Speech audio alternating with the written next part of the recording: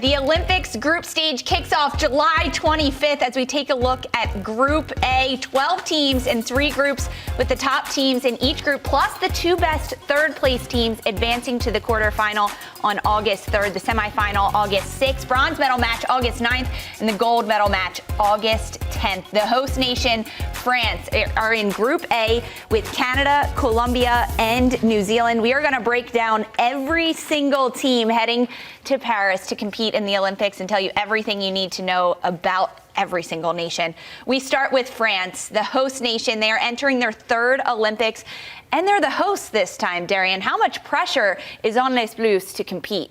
There's a lot of pressure, knowing that it's Hervé Renard's last tournament with them before he departs. I think there's immense pressure. I mean, you're hosting the frigging Olympics. You have a stellar team. We've been very critical that they never really show all the way out in major tournaments for how stacked they are. I mean, just looking at the pictures of these players who play for most of the dominant teams in Europe, some in the NWSL, but mostly in Europe, it's crazy to think that they haven't won a major tournament like this in a long time. So there's a lot of pressure, but I really hope that they can finally turn this around for them in this Olympics, because the talent that they have is immense, and they just need to start scoring goals. That's their biggest issue. They get to all of these positions. They're playing all of these high caliber teams. They look good.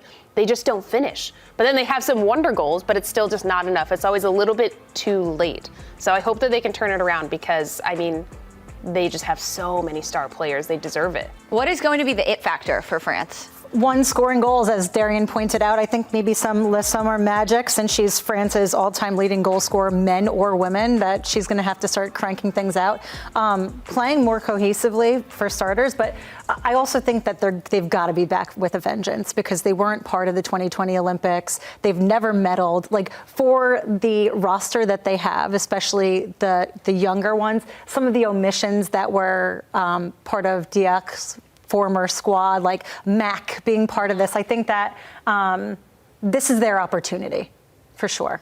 Is there a player, Darian, that, I mean, you said they need to score goals, so who? Who does the pressure fall on? Oh, I mean, it falls on everybody, but I'd say Marie-Antoinette Katoto. She's back, she's healthy, she's in form, she is scoring right now, so she needs to take this in stride and just stay hungry for goals. But actually, a player for me that's kind of an unsung hero for France is Karchaoui. I think she's one of the best outside backs in the world, and when she's having a good game and she's involved in the attack and she's able to move into the midfield, take shots from range, her crossing ability is insane.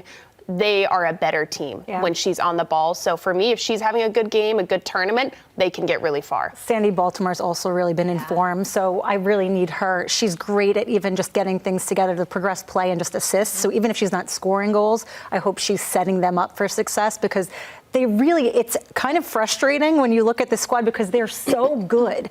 And not just on paper, but individually, if they can get them to sort of gel and function, goal fest. Goals, we'll see. France will have to take on a Colombian side who is entering their 3rd Olympics, and Colombia coming off of a historic Women's World Cup last summer in which they went undefeated in their group stage play. They advanced to the quarterfinal and ultimately fell to England. But for Colombia, Christine, what are the expectations for this group? I think the expectations are getting high, only because they've shown that they can perform at a high level and they have the talent. I think that all eyes are going to be on Linda Caicedo once again, and they should be. I think that they definitely have probably the best program they've had in years, and I think that they're only going to continue to grow. This is just, their next opportunity to shine on a world level. They have Mayra Ramirez, Carlin Usme, Lacey Santos. This is a yacked team, too, and also a really feisty team. We've seen, especially during the W Gold Cup, that was where I really got to see the identity of Colombia come out. I mean, World Cup, too, but where it was consistent. And they were missing some key players, and it's just been so fun to watch them develop as a team and really make a name for themselves and how effective they score goals. That's not something I'm worried about. It's more on the defensive side, where I wonder if they can keep up with other teams' attacking prowess. I'm not so sure, but it will be fun to watch. I mean, Linda Caicedo, when she's in form, she's in form. She can lead this team, but We'll see on the defensive side. What do you think? Just adopt the score more goals approach to defense? Pull or Kansas City and just outscore whoever you're playing against. You can concede. We'll just score more. Linda Caicedo double hattie. That makes for entertaining matches. Colombia takes on France in match day 1, but the other match in Group A is Canada against New Zealand. Let's start with Canada. Reigning gold medalists, they are headed to their 5th consecutive Olympics.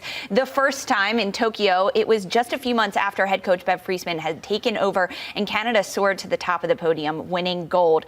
Now they look to repeat.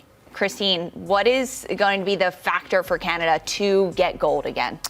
I feel like the occasion is upon them where they know that this is important. Obviously, it's much more difficult to repeat than win the first time, but they've tasted gold. They're going to want to do that again.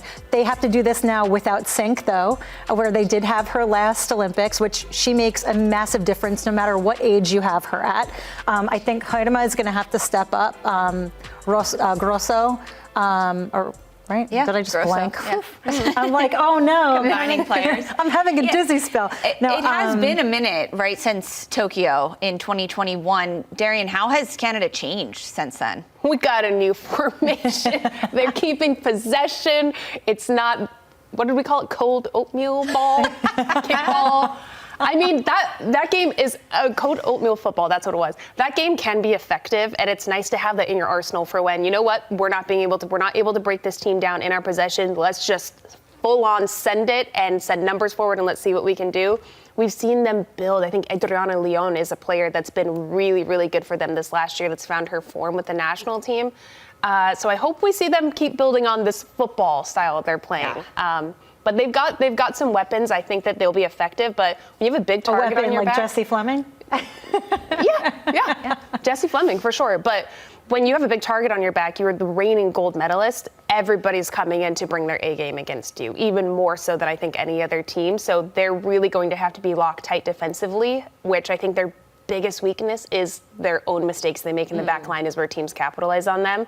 It's going to be fun to watch. I want to see how they've built from the W Gold Cup and some of the friendlies we've seen. Canada has to be airtight on their mental lapses. They cannot give up for even a second, especially in their first match of the Olympics against New Zealand, headed to their 5th consecutive Olympics. What are your expectations for New Zealand, Darian?